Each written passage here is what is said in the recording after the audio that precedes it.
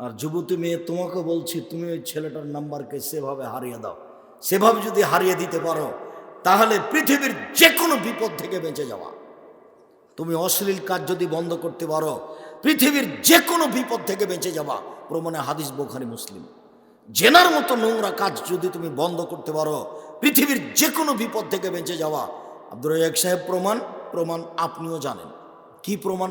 ওই যে ওই যে ওই যে ওই যে তিনজন লোক রাস্তায় হাঁটছিল, বৃষ্টি আসলো, গর্তের মধ্যে ঢুকলো, বড় একটা পাথর আসলো, মুখ বন্ধ হয়ে গেল। তিনজনের একজন বলল, বাপ মাকে ভালোবাসি, পাথর সরিয়ে দেন, দিল কিছু।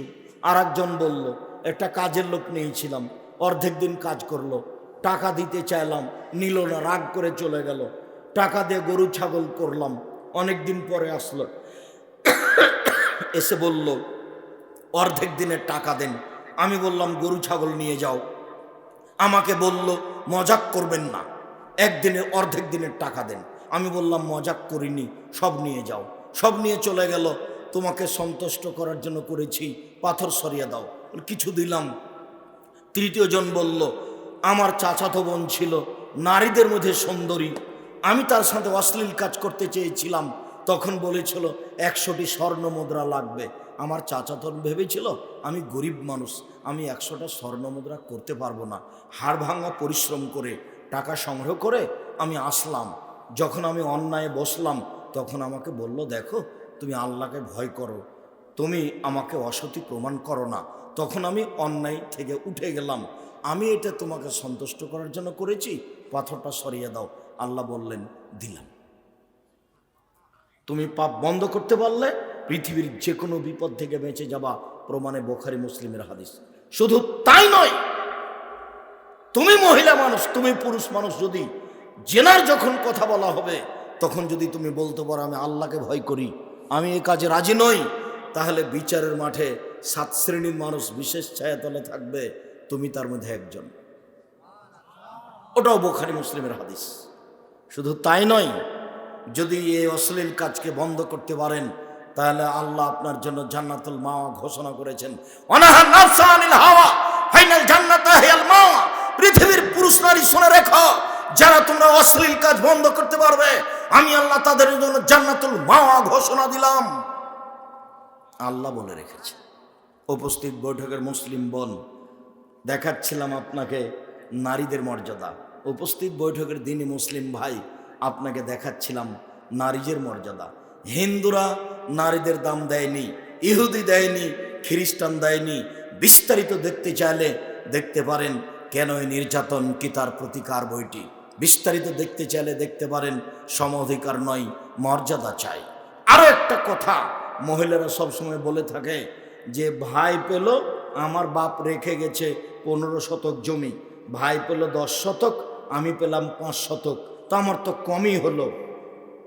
তুমি কি বুঝেছ? তোমার স্বামীও ছিল একজন আর তোমার ননদ ছিল একজন, তাদেরও ছিল 15 শতক জমি। তো তোমার স্বামী নিয়েছে 10 শতক আর তোমার ননদ নিয়েছে 5 শতক। তো এবার তোমার বাপের বাড়ি থেকে নিয়ে গেলে 5 আর তার সোয়ার তোমার স্বামীর আছে 10, তাহলে তোমাদের কতখানি হলো? 15 হলো। এবার তোমার ভাই পেয়েছে 10 আর ওর স্ত্রী নিয়ে এসেছে 5, কতখানি হলো? 15 হলো। দেখো সমান সমান। আর একটা ঘটনা হলো এই, তোমার বাপ মারা গেছে, তোমার ভাই বেঁচে আছে, তোমার স্বামী তোমাকে তালাক দিয়েছে, এখন তুমি থাকবা কোথায়? কথা বোঝা যায়নি। কোথায় থাকবে বলেন তো মেয়েটা? এখন ভাইয়ের বাড়িতে এসে থাকবে, এই জন্য এখানে জমি বেশি লাগবে। আরো তোমার পিতার যত বন্ধু বান্ধব আত্মীয় স্বজন ছিল, তোমার খালা ফুফু বোন ভাগনা ভাতিজা যত আত্মীয় স্বজন, সব এখন তোমার বাপের মরার পরে তোমার বাড়িতে যাবে না তোমার ভাইয়ের বাড়িতে আসবে? তোমার ভাইয়ের বাড়িতে আসবে। এই জন্য তোমার ভাইকে বেশি জমি লাগবে। তুমি আল্লাহর বিধানকে উল্টা বুঝিয়ে না। সম্মানিত দিনী ভাই বোন, বলছিলাম আল্লাহ তাআলা মহিলাদের মর্যাদা উল্লেখ করতে গিয়ে কি কাজ করলে মর্যাদা রক্ষা হতে পারে তাই বলছেন। ওয়াকারনা ফি বুয়ুতিকুন্না ওয়ালা তাবাররাজনা তাবাররুজাল জাহিলিয়াতিল উলা। হে মুসলিম মহিলা, তোমরা বাড়িতে থাকো বন্যতার যুগে, বর্বরতার যুগে, অসভ্যতার যুগে নারীরা যেভাবে প্রদর্শনী দিয়ে চলতো, তোমরা এইভাবে চলো না। এই বেঢঙ্গা হয়ে চলা, এই চলাটা জাহেলিয়াতের যুগে ছিল। এইভাবে সাজগোজ করে পুরুষকে দেখিয়ে চলা, এইভাবে রং মেখে পুরুষকে দেখিয়ে চলা, এই নোংরা নীতি, এই প্রদর্শনী পদ্ধতি জাহেলিয়াতের যুগে ছিল, বন্যতার যুগে ছিল, বর্বরতার যুগে ছিল। তখন নারীদের কোনো মান মর্যাদা ছিল না, তখন নারীরা ছিল পশু প্রাণীর মতো। সম্মানিত দিনী ভাই বোন, ওই পশু প্রাণী থেকে মহিলাদেরকে বাঁচিয়ে দেওয়ার জন্য আল্লাহ তাআলা এই ঘোষণা দিয়েছেন। আল্লাহ তাআলা আমাদের নবীকে বলেন, ইয়া আইয়ুহান নবী কুল্লি আজওয়াজিকা বানাতিকা নিসাল মুমিনিনা ইউদনিনা আলাইহিন্না মিন জালাবিবিহিন্না।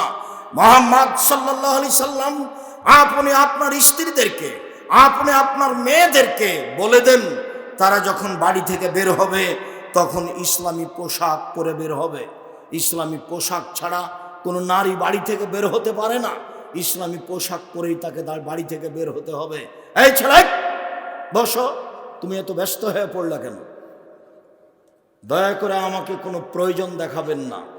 অল্প সময় দাঁড়িয়ে হোক বসে হোক অপেক্ষা করুন, আমি তো আপনার জন্য এসেছি। আপনি কিছুক্ষণ সময় অপেক্ষা করুন, অতীব গুরুত্বপূর্ণ আপনাকে কিছু কথা বলি। আল্লাহ এখানে নারীদেরকে আদেশ করছেন যে ইসলামী পোশাক পরে বাড়ি থেকে বের হতে হবে, তাহলেই সে তার মান সম্মানকে রক্ষা করতে পারে। নগ্ন হয়ে মান সম্মান রক্ষা করতে পারে না। তখন একজন নগ্ন মহিলা বলছে, যারা বোরখা পরে তারাই তো জেনা করে। আচ্ছা হলো, যারা বোরখা পরে তারা জেনা করে, হলো, এটা বুঝলাম। তো তুমি ভালো হতে চাচ্ছ, ল্যাংটা হয়ে ভালো হবে কিভাবে? তোমার ভালো হওয়ার পথ কি? তুমি কি বলতে চাচ্ছ যেভাবে পাঞ্জার পাঞ্জার চুল দেখিয়ে আঁটো সাঁটো পোশাক পরে চললেই তুমি ভালো হয়ে গেলে? এটাই কি তোমার বিধান বলে? তুমি কি ইহুদি? তুমি কি খ্রিস্টান? তুমি কি হিন্দু? তুমি যদি হিন্দুর একটা মেয়ে হও তবু শুনে রাখো, রবীন্দ্রনাথ ঠাকুরের মা পালকির ভিতরে যেত গোসল করার জন্য ঘাটে, গোটা পালকিটা নদীতে ডুবিয়ে নিয়ে আসা হতো, রবীন্দ্রনাথ ঠাকুরের মাকে যেন রাস্তার লোক কেউ না দেখে। বঙ্কিমচন্দ্রের পরিবারের কোনো লোক যদি ছাদের উপরে যেত তো রবীন্দ্রনাথ ঠাকুরের পরিবার বলতো, ছি ছি ছি ছি ছি, তোমাদের বাড়ির মহিলারা এত খারাপ হয়েছে, তারা কেন ছাদের উপরে? হিন্দু পরিবার বলছি। এবার তুমি বলো তোমার ভালো হওয়ার পথ কি? বোরখা পরে কেউ খারাপ হতে পারে, মানুষ মাত্রই হতে পারে। ভালো হতে চাইলে ইসলামী পোশাক পরেই ভালো হতে হবে, এর বিকল্প কোনো পথ নেই। এটা আল্লাহর আদেশ। পোশাক পরে আল্লাহ বের হতে বাড়ি থেকে বলছেন। আল্লাহ তাআলা বলছেন, ওয়াইজা সাআলতুমুহুন্না মাতান ফাসআলুহুন্না মিন ওরাই হিজাব।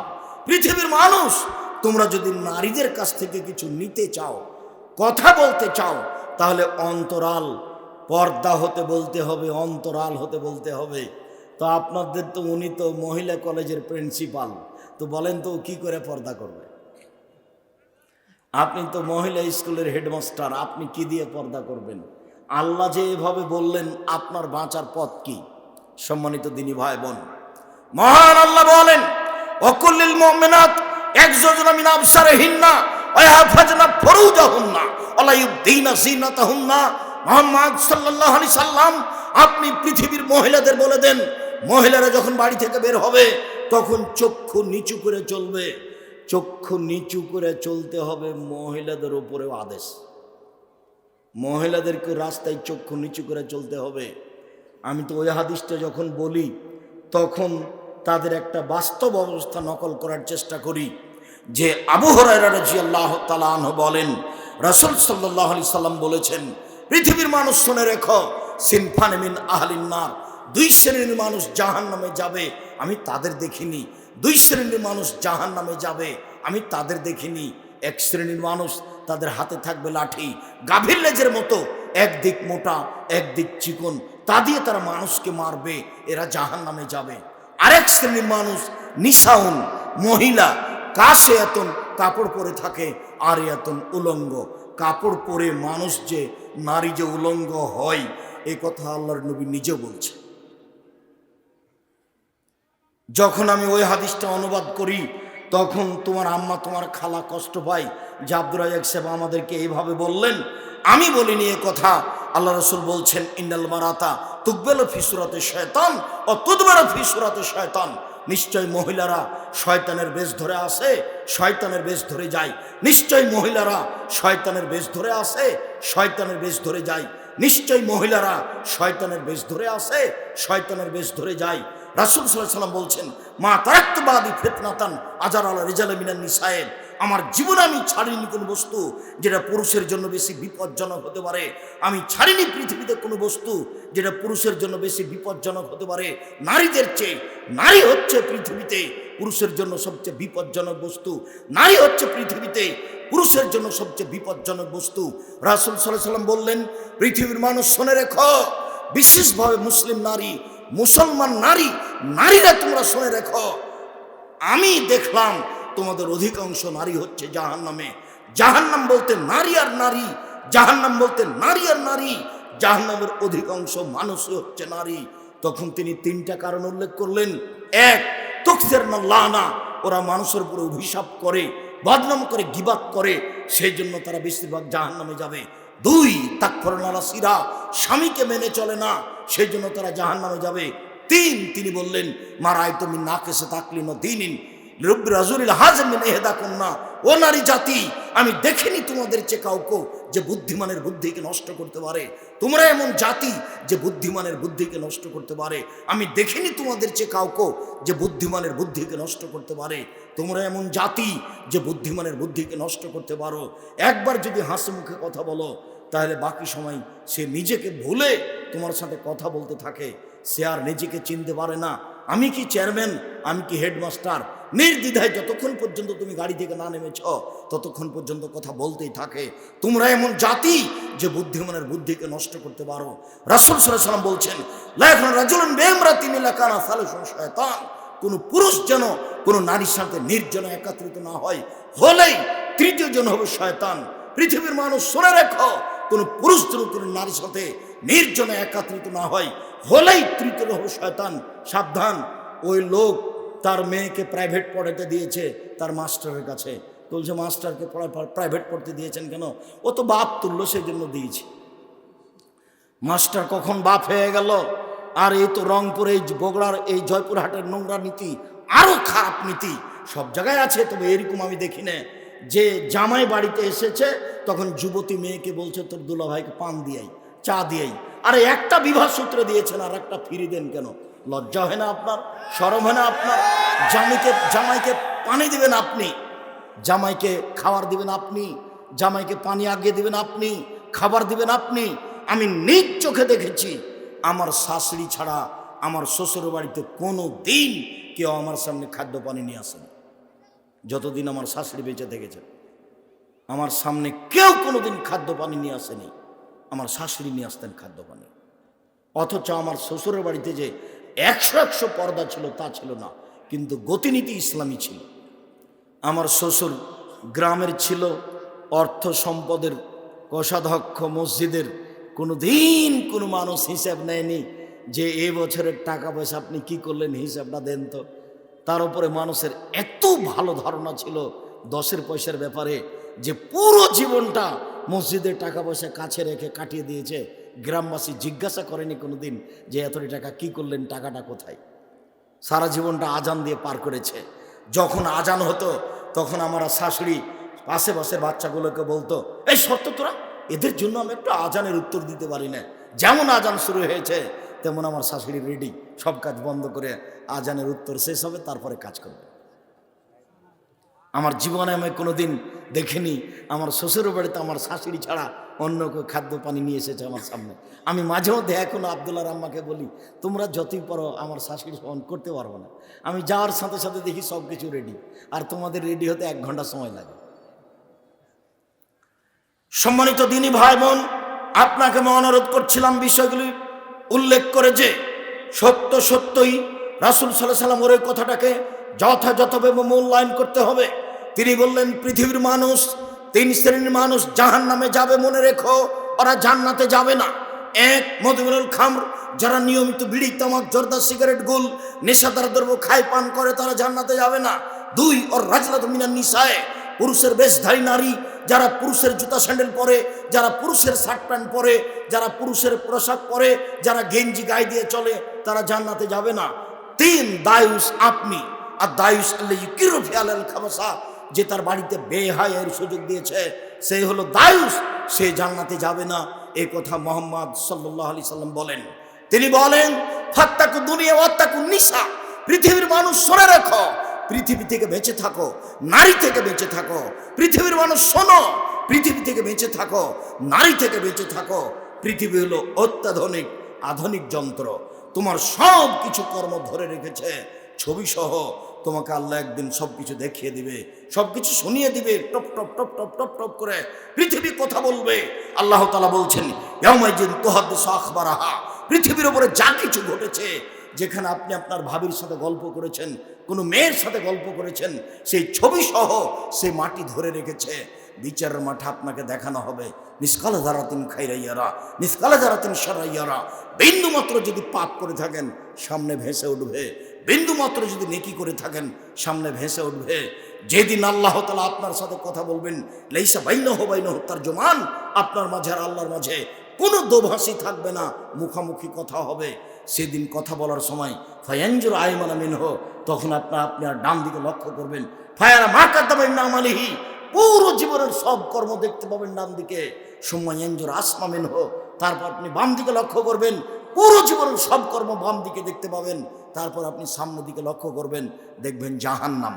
তখন রাসূল সাল্লাল্লাহু আলাইহি ওয়াসাল্লাম বললেন, ফাত্তাকুন নার ওয়ালাউ কানা বিশিক্কি তামারাতিন, অল্প থেকে অল্প, 10 টাকা দেয় 10 টাকা, 1 টাকা থেকে 1 টাকা, 2 টাকা থেকে 2 টাকা হলেও তুমি দান করে জাহান্নাম থেকে বাঁচার চেষ্টা করো। দানে জান্নাত কিনা যায়, আর সালাত আদায় করে জান্নাত পাওয়া যায়। পৃথিবীর ব্যতিক্রম ইবাদত দান, পৃথিবীর সবচেয়ে শক্তিশালী ভিন্ন ধরনের ব্যতিক্রম ইবাদত দান। যার কারণে তো আমি জামিয়া সালাফের কথাটা মাঝে মধ্যে বলে থাকি। জামিয়া সালাফে কিভাবে চলে আমি নিজেও জানি না, তবে আপনার টাকা দিয়ে চলে, তবে খেতলালের টাকা দিয়ে চলে। খেতলাল লোকটা লাভ দিয়ে উঠে বলছে, আব্দুর রাজ্জাক সাহেব, কোনোদিন তো আমি 10 টাকাও দিইনি। তো দেননি কেন তা আমি জানি না, তবে প্রতি মাসে 30 লক্ষ টাকা লাগে বেতন। জামিয়া সালাফের শিক্ষক শিক্ষিকা কর্মচারীকে কত বেতন লাগে? প্রতি মাসে 30 লক্ষ লাগে, প্রতি মাসে। জামিয়া সালাফের ডাঙ্গিপাড়া পবা রাজশাহী 26 বিঘা জমির উপরে অবস্থান করে। ওখানে একটা মসজিদ আছে 90% জমির উপরে, যার একতলাতে 3000 মানুষ সালাত আদায় করতে পারবে। এদেশে থাকার জায়গায় একটা আর পড়ার জায়গায় একটা একাডেমিক ভবন, এদেশে এরকম কোনো প্রতিষ্ঠান নাই। জামিয়া সালাফিয়া ডাঙ্গিপাড়াতে একাডেমিক ভবন একটা তৈরি হয়েছে, যার একাডেমিক ভবনে 3000 ছাত্র একসাথে ক্লাস করতে পারবে। দেখতে যান না কেন, এক একটি যাবেন, ভুলে ওই পথে চলে যাবেন। এটাই তো সেই ডাঙ্গিপাড়া। আর দোয়া করবেন, আপনাকে আমি দান করতে বলিনি, এখন আমি বলেছি, যখন বলেছি তখন দান করতে বলি, দোয়া করতে বলেছি। আল্লাহ তুমি জামিয়া সালাফে কবুল করে। এটাই সম্মানিত দিনী ভাই বোন, রাসূল সাল্লাল্লাহু আলাইহি সাল্লাম বললেন, সেই দিন আল্লাহর সাথে কথা বলার সময় কোনো দোভাষী থাকবে না। ডান দিকে লক্ষ্য করবে, পুরো জীবনের কর্ম দেখতে পাবে। বাম দিকে লক্ষ্য করবে, পুরো জীবনের কর্ম দেখতে পাবে। সামনের দিকে লক্ষ্য করবে, দেখবে জাহান্নাম। তাই তো রাসূল সাল্লাল্লাহু আলাইহি সাল্লাম নারীদের ব্যাপারে খুব কঠোর হুঁশিয়ারি দিলেন। তখন মানুষের বল, আল্লাহ নবী, তাহলে দেবর যে বাড়িতে থাকে, দেবরের ব্যাপারে কি করতে হবে? তখন আল্লাহ রাসূল বললেন, আল হামু আল মউত, দেবরকে ভয় করতে হবে মরণের মতো। মরি কি বাঁচি, মরি কি বাঁচি, এরকম যেমন একটা ভয়, তেমনি দেবরকে ভয় করতে হবে। দেবর ভালোবাসার বস্তু নয়, দেবর আদর করার বস্তু নয়, দেবর স্নেহ করার বস্তু নয়। দেবর জিনিস হচ্ছে হেফাজতে থাকার বস্তু, সতর্ক থাকার বস্তু, সাবধান থাকার বস্তু। দেবর গল্প করার বস্তু নয়। দেবরকে নিয়ে সফর করতে হবে। আজও তুমি তোমার ভাবিকে নিয়ে এসছো বক্তব্য শুনতে, মোটর সাইকেলে নিয়ে এসছো। ধর্ম পাগল হয়ে যায়নি, ধর্ম পাগল হয়নি। দেখো, এইভাবে পাপ করে পরকাল হারায় না। অল্প বয়স, এখন দেখছো এরকম, কয়দিন পরে দেখবা আরেক রকম, তারপরে দেখবা চলে গেছো। পরকালকে ভয় করো। উপস্থিত বৈঠকের সম্মানিত দ্বীনি মুসলিম ভাই বোন, আপনাকে আমি আরো সতর্ক করে বলছি, রাসূল সাল্লাল্লাহু আলাইহি ওয়াসাল্লাম বলছেন, লা ইউবাশিরুল মারাতু আল মারাতা ফাতানাতালে জাওজিহা কান ইয়ানজুরু ইলাইহা। একজন মহিলা যেন একজন মহিলার গায়ে হাত না দেয়। দেখেন তো এই কথাটা কত শক্ত। মানে হলুদ মাখাতে পারে না একজন মহিলা আর একজন মহিলার গায়ে। দেবরের গায়ে তো হলুদ মাখানোর প্রশ্নই আসে না, এটা হারাম, কাবিরা গুনাহ। ছেলেকে হলুদ মাখাবে তার মা, যদি মাখানো লাগে, তার খালা, তার ফুফু, তার নানি, তার দাদি, তার নিজ বোন, তারাই হলুদ মাখাবে। তার চাচাতো বোন কেন, তার ভাবি কেন? রাসূল সাল্লাল্লাহু আলাইহি সাল্লাম বলছেন, কোনো মহিলা যদি কোনো মহিলার গায়ে হাত লাগায়, তাহলে সে হাতটা নরম না শক্ত বুঝতে পারবে। কোনো সময় সে তার স্বামীর সামনে গল্প করবে যে সাবিহা, ফাতেমার হাতটা এরকম নরম, তখন তার স্বামী ফাতেমাকে অন্তরের চোখে দেখবে। একজন মহিলাকে অন্তরের চোখে দেখা নিষেধ, তাহলে আপনার হাই স্কুলের হেডমাস্টারই চলে কি করে? হাদিস তো বুখারী মুসলিম। আপনার কাছে কি বিবেচনা আছে? রাসূল সাল্লাল্লাহু আলাইহি ওয়াসাল্লাম বলছেন যে লা ইয়ানজুরু রাজুল ইলা আওরাতির রাজুল, একজন পুরুষের ঢেকে রাখা অঙ্গ, লজ্জা স্থান দেখতে পারে না। ওয়ালা তানজুরুল মারাতু ইলা আওরাতিল মারাতে, একজন মহিলার ঢেকে রাখা অঙ্গ দেখতে পারে না। গ্রামে যেসব মেয়েদের বাচ্চা হয়, সেই বাচ্চা দেখার জন্য সারা গ্রামের লোক যায়। মহিলা যত আছে একেবারেই হারাম, টোটালে হারাম।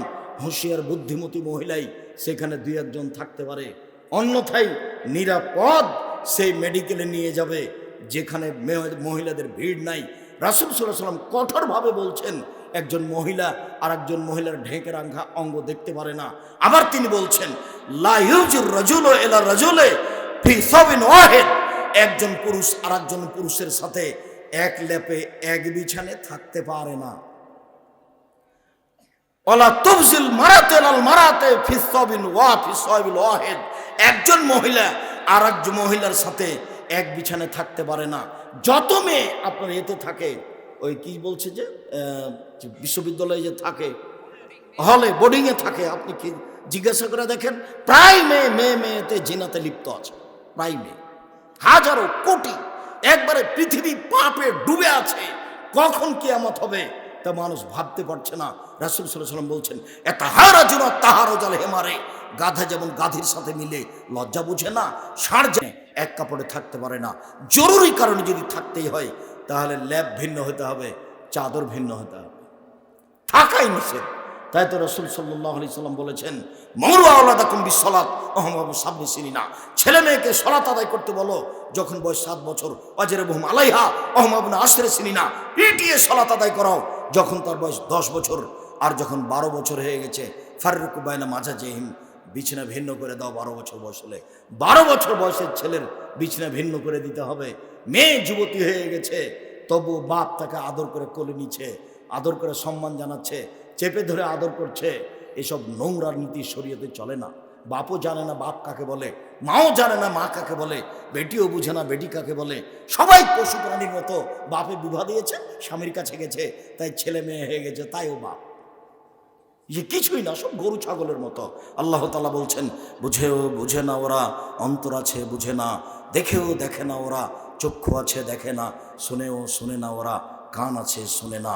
উলাইকা কাল আনাম, তারা পশু প্রাণীর মতো, তারা গরু ছাগলের মতো, তারা কুকুর শ্লীলের মতো। মানুষের জীবন কুকুর শ্লীলের মতো হয়ে গেছে, পশু প্রাণীর মতো হয়ে গেছে। উপস্থিত বৈঠকের মুসলিম বোন, আপনাকে বলছি, মেয়ে গল্প করছো কেন? তোমাকে তো বলছি। উপস্থিত বৈঠকের মুসলিম বোন, আপনাকে আমি শয়তান বলতে চাইনি। আল্লাহ নবী বলেছেন, মহিলারা শয়তানের বেশ ধরে আসে, শয়তানের বেশ ধরে যায়। এটা বলে আপনাকে আমি শয়তান বলতে চাইনি। আপনাকে তো আমি আয়েশার মতো বলতে চাচ্ছি। 1 মিনিট। উপস্থিত বৈঠকের মুসলিম বোন, কথা বলছেন নাকি? এই মেয়ে, কথা বলছো কেন? থামো। উপস্থিত বৈঠকের মুসলিম বোন, আপনাকে আমি আয়েশার মতো মনে করছি। দেখবেন 1 মিনিট আয়েশাকে, দেখবেন 1 মিনিট। দেখেন আয়েশা রাদিয়াল্লাহু তাআলা আনহাকে 1 মিনিট দেখেন। এই যে যুদ্ধে আয়েশার দুর্ঘটনা ঘটেছিল, উনি তার থাকার জায়গা থেকে সরে একটু পেশাব পায়খানা করতে গেছিলেন। তো ওখান থেকে ঘুরে এসে দেখছেন যে হার নাই গলায়। তো আবার হারটা খুঁজতে গেছে, খুঁজে এসে দেখছেন যে ওই হাওদাটা যাতে উনি বসবেন উটের উপরে তুলে দেওয়া হবে, ওইটা উটের উপরে সাহাবীরা তুলে দিয়ে সব চলে গেছে। তো উনি বলছেন যে আমি যে হাওদার ভিতরে নেই তো সবাই বুঝতে পারলো না কেন? আমি ছিলাম তখন কম বয়সের হালকা পাতলা মেয়ে, আমি হাওদার ভিতরে আছি কি না, পালকির ভিতরে আছি কি না ওটা কেউ বুঝতে পারেনি। আমি খুব কম বয়সের হালকা মেয়ে ছিলাম, সেই জন্য যাক আমি ওখানে থেকে গেলাম। ওরা যখন দেখবে যে আমি নেই তখন ফিরে আসবে। এইবার সকাল হয়ে এসেছে, দৌড় থেকে আমাকে আঁচ করেছে সাফরুল মুআত্তাল, ইনি তো আয়েশা। তখন বললেন ইস্তারজা, ইন্না লিল্লাহি ওয়া ইন্না ইলাইহি রাজিউন। সাফরুল মুআত্তাল এই শব্দটা করলেন, ইন্না লিল্লাহি ওয়া ইন্না ইলাইহি রাজিউন। আয়েশা রাদিয়াল্লাহু আনহা বলছেন আমি হাতে হাতে আমার মুখটা ঢেকে নিলাম। উনি আমাকে চিনলেন কি করে? উনি আমাকে পর্দার আয়াত নাযিল হওয়ার পূর্বে দেখেছিলেন, সেই জন্য চিনলেন। ইনি আয়েশা। আপনাকে আমি শয়তান বলিনি, আপনাকে আমি আয়েশা মনে করছি। একটু থামেন, এদিকে দেখেন। 2, আয়েশা রাদিয়াল্লাহু তাআলা আনহা বলছেন আমার ঘরে হলো আমার স্বামীর কবর। নবীরা যেখানে মারা যায় সেখানেই কবর হয়। কাজে আমাদের নবী মুহাম্মদ সাল্লাল্লাহু আলাইহি ওয়াসাল্লামের কবর কোথায় হয়েছিল? আয়েশা রাদিয়াল্লাহু তাআলার ঘরে। তো উনি বলছেন যে কবরের পাশে এমনিতে যাই কেন, এটা আমার স্বামীর কবর। কয়দিন পরে আমার বাপের কবর ওখানে হলো, তখন আমি এমনিতে যাই মাথায় কাপড় দিই না কেন, এটা আমার স্বামীর কবর, এটা আমার বাপের কবর। কয়দিন পরে সেখানে উমারের কবর হলো, তখন আমি একজন বেগানা পুরুষের কবরকে লজ্জা করি, আমি আর মাথায় কাপড় না দিয়ে সেখানে যাই না, আমি নিজেকে গুটিয়ে নিয়ে কাপড় মাথায় দিয়ে সেখানে যাই। আপনাকে আমি আয়েশা মনে করছি। এখন আপনি ছোটবেলাও পড়ে আছেন, পেট দেখা যাচ্ছে, আপনার মেয়েটা পাঞ্জার চুল নিয়ে শীতের দিনে দাঁড়িয়ে আছে, আপনার পাশে চুল দেখা যাচ্ছে। বলেন আপনি শয়তান না তো শয়তান কেটা? আপনি শয়তান। আর আপনার স্বামী কাপুরুষ, আপনার স্বামী ঘৃণিত পুরুষ, আপনার স্বামীকে আমি ঘৃণা করি। আপনার স্বামী একটা কাপুরুষ, ঘৃণিত পুরুষ, আপনার স্বামীকে ঘৃণা করি, আর আপনি হলেন শয়তান। আমি এ কথা বলিনি, এ কথা মুহাম্মদ সাল্লাল্লাহু আলাইহি ওয়াসাল্লাম বলেছেন। আমি বলবো কেন? আমি তো বলছি আপনাকে আয়েশা মনে করছি। আয়েশা রাদিয়াল্লাহু তাআলা দেখবেন, দেখেন গভীর রাত 2টা 3টা হবে, এরকম কোনো মানুষ নাই, 100 হাত পথ বা 60-70 হাত হবে। বিছান থেকে আল্লাহ নবী উঠে গেলেন, ধীরে উঠে গেলেন, কাপড় চোপড় নিলেন, স্ত্রীকে ঘুমন্ত রেখে চলে গেলেন। উনিও ভান করে ঘুমিয়েছিলেন। দেখি আল্লাহ নবী কোথায় যাই, আমিও উঠলাম। তিনি আগে আগে গেলেন কবরস্থানে, আমিও উঠে মাথায় কাপড় দিয়ে নিলাম, গায়ে হাতে খুব সুন্দর করে কাপড় দিয়ে নিলাম। তারপরে কবরস্থানে গিয়ে দেখি ওই যে হাত তুলে দোয়া করছে। বিছানা থেকে কবরস্থানটা 50 হাত হতে পারে। কতটুকু হতে পারে? 50 হতে পারে। কোনো কিছু নাই, কোনো মানুষজন নাই, তবু একবারে গায়ে হাতে ভালো করে কাপড় চোপড় দিয়ে, মাথায় কাপড় চোপড় দিয়ে যাচ্ছেন। তার নাম আয়েশা। ইনি হলেন আয়েশা রাদিয়াল্লাহু তাআলা। আর আপনি বলছেন আব্দুর রাজ্জাক সাহেব আপনি আমাদেরকে কেন শয়তান বলছেন? আল্লাহ নবী বলেছেন মহিলারা শয়তানের বেশ ধরে আসে, শয়তানের বেশ ধরে যায়। দুঃখিত, আপনি আমার দিনী বোন, আপনাকে আমি শয়তান বলতে চাই না। আল্লাহ বলছেন ইন্না কায়দা শয়তানে যায়ীফা, শয়তানের ষড়যন্ত্র দুর্বল আর মহিলাদের ষড়যন্ত্র সবল। আপনি দেখলেন না? আপনার মনে নাই কেন যখন ইউসুফ আলাইহিস সালামের জন্য জুলাইখা সব দরজা বন্ধ করে দিল, গাল্লাকাতিল আবওয়াব, সব দরজা বন্ধ করে দিল, দ্বন্দ্ব বন্ধ করে দে বলছে, হাই তালাক, এইসব তুমি আমার সাথে জেনায় লিপ্ত হও। তখন তিনি বলছেন মাআযাল্লাহ, আমি আল্লাহর কাছে আশ্রয় চাচ্ছি। এই বলে তিনি অন্যায় থেকে বাঁচার জন্য দৌড়িয়ে পালাতে লাগলেন। কোনো দরজা তিনি খুলে বের হয়েছেন এটা বোঝা যায় না, সব দরজা এমনিতেই খুলে গেছে। পিছনে পিছনে জুলাইখা, আগে আগে ইউসুফ। শেষ দরজায় বের হতে দেখছেন জুলাইখার স্বামী, সামনে জুলাইখা, পিছনে জুলাইখা, সামনে জুলাইখার স্বামী, মধ্যে ইউসুফ। চট করে জুলাইখা বলছে, এই যে দেখেন আপনি এ লোক কাজের লোক রেখেছেন বাড়িতে, যে আপনার স্ত্রীর সাথে অন্যায় করে, এর কি শাস্তি হতে পারে? আপনি কি শাস্তি দিবেন? আরে কি শাস্তি দিবেন? আমি জুলাইখা বলছি একে যথাযথ পিটন দিতে হবে, নইলে জেলখানায় বন্ধ করতে হবে। এরই নাম নারী। নারী হলো 3 জানের বড়ি। এরই নাম নারী। হাতে হাতে কথা উল্টিয়ে দিল, জেল হয়ে গেল। 12 বছর জেল হয়ে গেল ইউসুফ আলাইহিস সালামের। জুলাইখার দেখেন ষড়যন্ত্র, নারীদের ষড়যন্ত্র, যার জন্য আল্লাহ বলছেন যে নারীদের ষড়যন্ত্র খুব খারাপ। কি করে হাতে হাতে উল্টে দিল। এইবার 12 বছর পরে জেল থেকে বের হওয়ার ঘোষণা হলো। একটা লোক এসে বলল, এইসব দেশের বাদশাহ আপনাকে জেল থেকে বের হওয়ার জন্য ঘোষণা দিয়েছে, আপনি চলেন। তখন ইউসুফ বলছেন, আরে আমি বাইরে যাব কেন? সরকারকে বলো, জুলাইখাকে জাতির সামনে বলতে হবে আমি ইউসুফের সাথে অন্যায় করিনি। যতক্ষণ পর্যন্ত জুলাইখা জাতির সামনে ঘোষণা না দিবে অন্যায় আমি করেছি, ইউসুফ করেনি, এই কথা বলার পূর্ব পর্যন্ত আমি ইউসুফ জেল থেকে বের হব না। তখন জুলাইখা জাতির সামনে ঘোষণা দিল অন্যায় আমি করেছি, ইউসুফ করেনি। তখন তিনি জেল থেকে বের হলেন।